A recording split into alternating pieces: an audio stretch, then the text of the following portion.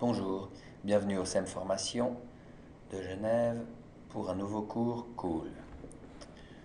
Aujourd'hui, un press, cours de base, nous allons voir les pages maîtresses, la mise en page et les transitions. C'est-à-dire en fait avoir des modèles de diapositives qui soient toutes cohérentes, comment mettre en page nos diapositives et enfin passer d'une diapositive à l'autre. Ça s'appelle la transition. Tout d'abord, voici la fenêtre telle qu'elle se présente, avec les menus et les diapos et à droite les tâches, comme nous avons déjà vu. Vous avez dans le volet tâches ici, page maîtresse, mise en page, et nous allons ensuite voir transition. Commençons par page maîtresse. Lorsque l'on clique sur ce bouton-là, on voit apparaître toute une série de modèles de diapositives prêtes à l'emploi. Ici, prenons un exemple. Je décide que ma diapositive doit ressembler à ce modèle-là avec un fond bleu. Et évidemment, immédiatement, toutes ont ce modèle-là. Si celui-là ne vous plaît pas, vous prenez un autre, je sais pas, celui-là par exemple, et immédiatement, toutes vos diapos ont ce modèle-là. Vous avez bien sûr tout en haut toutes celles qui ont été déjà utilisées un jour ou l'autre, disons récemment. Puis enfin, la liste qui est là n'est pas exhaustive, vous pouvez en ajouter autant que vous voulez, en fabriquer vous-même, mais nous verrons ça plus tard. Enfin, la mise en page.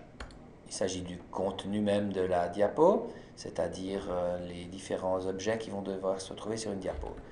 Mettons une nouvelle page. Voici, elle est vide.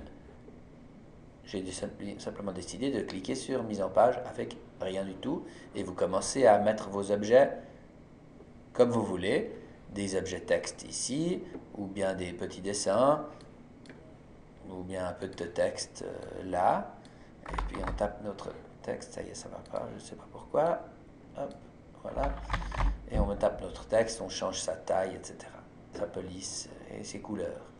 Bien entendu, vous pouvez aussi prendre une mise en page différente. Supprimons déjà tout ça. Et tiens, voilà. Supprimons tout ça et prenons une mise en page qui contient déjà un titre plus un contenu qui sera aligné bien en dessous avec des zones rectangulaires qui sont déjà prêtes pour introduire du texte. Vous avez évidemment toutes sortes de formes de diapos, comme par exemple celle-ci qui ne contient que juste un titre en haut, ou bien alors la plus compliquée, ici vous avez carrément un titre et 6 petites zones ayant du contenu. Je crois que la plus couramment utilisée, c'est encore celle-ci, avec simplement un titre et un contenu tout simple. Il y a en plus un bouton là pour insérer des objets divers que l'on ne va pas utiliser pour le moment. Sur chacune de ces zones, vous pouvez cliquer dedans, taper ici votre titre, et enfin le contenu de votre document. Voilà, puis passer à la ligne suivante. Vous constatez qu'il y a des puces, mais bien entendu, toutes ces puces peuvent être supprimées à volonté avec format puce et numérotation, changer, hop, la fenêtre est à côté, puce et numérotation, et changer enfin les types de puces, si on veut des flèches ou je ne sais quoi d'autre.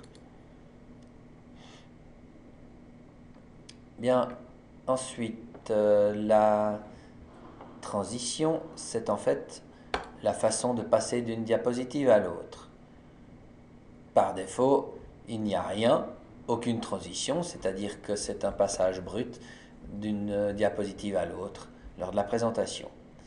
Vous pouvez aussi choisir toute une liste de transitions qui sont là. Prenons une au hasard, roue dans le sens des aiguilles d'une montre, etc. Alors allons-y. Et vous voyez ce genre de transition, on passe la diapo 1 à la diapo 2 de cette façon-là, enfin à la diapo 3, toujours de la même façon, etc. Bien sûr, on peut cliquer sur appliquer à toutes les diapos, ou bien choisir une autre transition pour chaque passage d'une diapo à l'autre. Appliquer à toutes les diapos, et de cette façon-là, toutes auront la même transition, ou bien si vous voulez pour celle-ci une autre, de découvrir vers le bas, Voilà, c'est de cette façon-là. Ça me paraît assez logique, quelque chose d'assez bien. On voit le haut d'abord du diapo, etc. Enfin, on enregistre notre travail et on a terminé. On peut passer à la diaporama, c'est-à-dire présenter la diaporama avec, je vous rappelle, le bouton F5.